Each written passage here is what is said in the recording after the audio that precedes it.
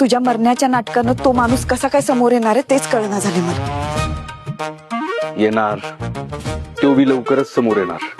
तुम्ही काळजी करू नका. हे बघा, त्याच्यासाठी माझ्याकडे एकदम जालिम प्लॅन आहे. काय? वाघमारे, त्याला तुम्ही पाहिजेत आणि आपल्याला तो. आता तो स्वतःहून आपल्या समोर येईल असा सापळा रचू आपण. हो, पण कसला सापळा? काय करायचं पटकन सांग. त्याचा कधी एकदा निकाल लावते ना असं झालं मला. पटकन सांग, काय डोक्यात आहे तुझ्या? अहो, होय होय होय वाघमारे, एवढी गडबड कशाला करताय? तुमची उत्सुकता जरा ताणून धरा. उद्यापर्यंत थांब, तुम्हाला सगळं सांगतो.